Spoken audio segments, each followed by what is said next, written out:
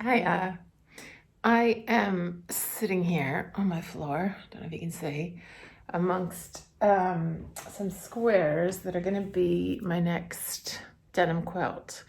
Basically, I've been going through a bit of a rut when it comes to quilting and sewing lately. I did a whole bunch of projects for Christmas gifts for folk.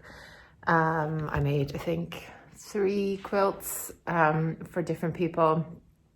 Uh, and a host of other sewn gifts, soft toys, and a room sign for my nephew, and all this stuff for Christmas. And I had so much energy.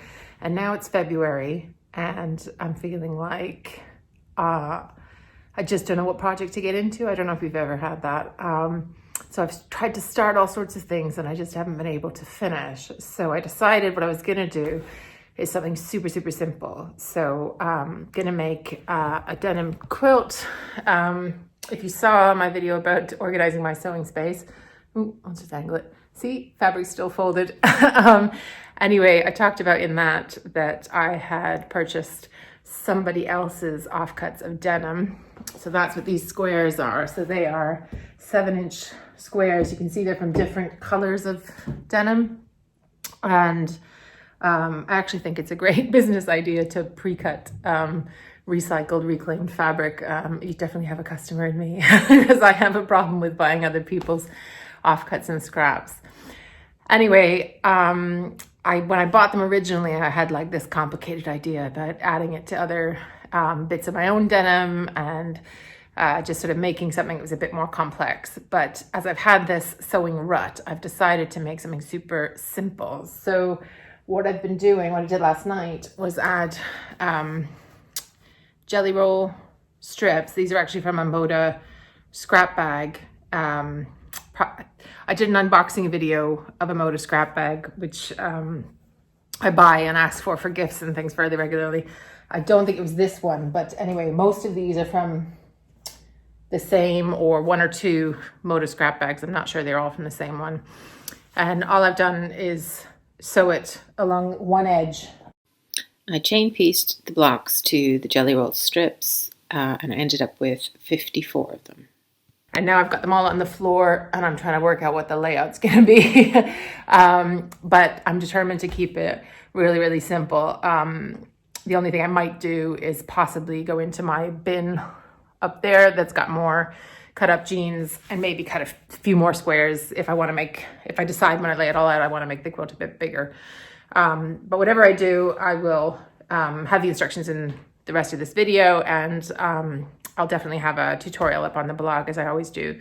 So anyway, keep watching to figure out and see how it turns out. So I played around with various layouts before I decided how I was going to do it. What I ended up with was laying it kind of like this with the 2 colors butting up against each other in the middle. And I was trying to kind of roughly make these squares of the colored lines going around, if you can see that. But you can also see I ended up with places where there was missing bits of denim. So what I had to do was measure those spaces after I'd sewed the rest of the rows and just cut another square to fill that spot. So I'm back, and obviously I picked my layout as you've seen, and this is the quilt on the floor. I basted it so it's ready for quilting. As you can see, it doesn't line up perfectly. It was a bit improv. So you can see little, let me try and angle it, little places. I would have ideally liked that to go over there. I did even half think about appliquing a bit on there, but I think nobody else is going to notice once it's quilted, to be honest. And this was mostly an exercise in just getting me out of my sewing rut, to be honest, because I was just feeling like, I don't know, I just kept trying to do things that were probably too complicated or just having a crisis of confidence or something. And this has actually made me feel better. So even though there's like these little mistakes and things that I don't think are perfect in it, I just did it quickly without thinking, and I don't think it looks bad. I think I like the pop of color of the random pieces of fabric, and I like that I didn't really have to think about it too much. I haven't measured it. I probably will do that, and I'll put that on the screen so you can see. I tend to make things that are kind of like, I would use them like a lap quilt, like on a sofa, or if I give it as a gift, that's what I tell people it's for. But obviously that would be big enough, I think, for like a kid's bed, probably not big enough for a double bed. I haven't yet attempted to make one for my own bed, which is a super king, but one day. Anyway, maybe after this has buoyed my confidence, I'll try something bigger.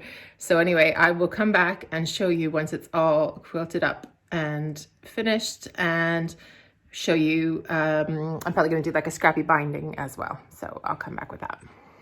So the quilting was super quick. I just used my walking foot, relatively straight lines at random intervals, and it went really quickly. To kind of lay out my scrappy binding, I just take whatever strips I have and lay them around the quilt like you can see here.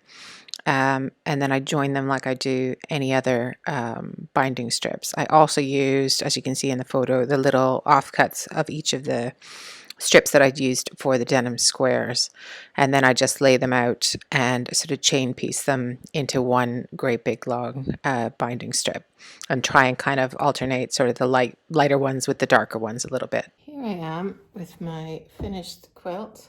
Maybe I should turn this for you. Hang on. Can you see it? So it was pretty improv, as I said, and I've obviously got corners that don't match up and all sorts of things I could pick holes in.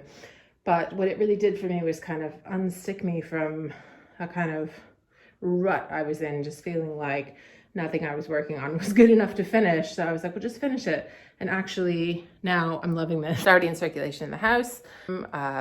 Use it, you know, on the sofa and stuff. I really like the kind of the weight of a denim quilt. It's nice and warm and heavy. I was kind of surprised when I started making quilts that if you use some of the batting that they turn out like they're warm, but they're thin. And I kind of like the weight of heavy blankets. So that apart from just obviously wanting to make use of whatever we've got around the house, I do just like the weight of a denim quilt as well. So I'm pretty happy with this. I'm trying to find, there we go.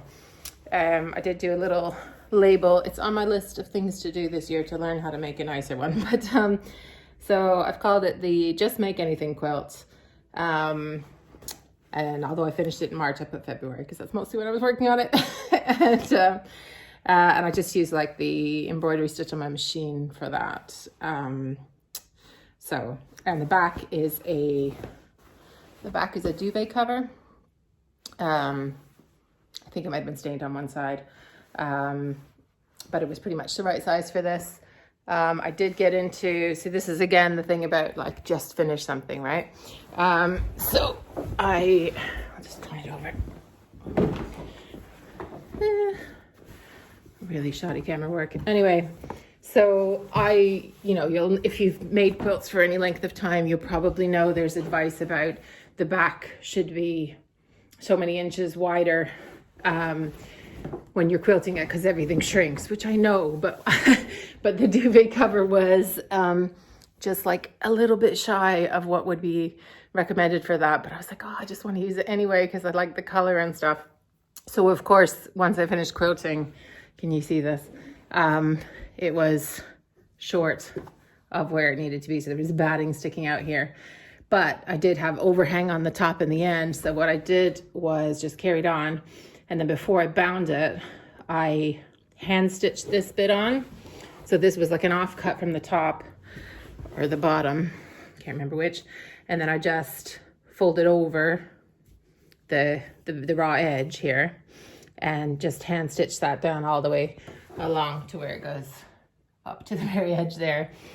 And then bound it. So it had already been quilted, and that was my fix. And I feel like it looks okay. I mean, no one else is going to notice, right? It's for us to use around the house. And it is kind of a fix I've used before, sometimes in scrappier backs than that. So that probably looks better because it's the same fabric, same color. But anyway, if you get stuck with that, that's my little, just get it done. Just finish something. Don't throw it away at the very end because you're a bit short, and don't like lop off the whole, because that would have made it look funny if I lopped off this whole side just because this was short. So anyway, so that is my, not saying you're going to necessarily want to make this exact same quilt. But I hope it kind of inspires you if you're in a rut to just sort of get whatever you've got in your cupboards and just make something and finish it. And I bet you it'll turn out better than you think.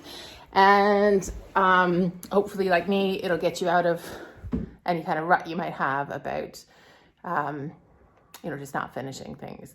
Because it definitely felt better to get it done. And now I'm in the midst of lots more projects, and hopefully I'll finish those too. So if you want to see those, then please subscribe to the channel, like the video, hit the bell for the notifications, trying to remember all the things. And anyways, I hope to see you again soon. Bye.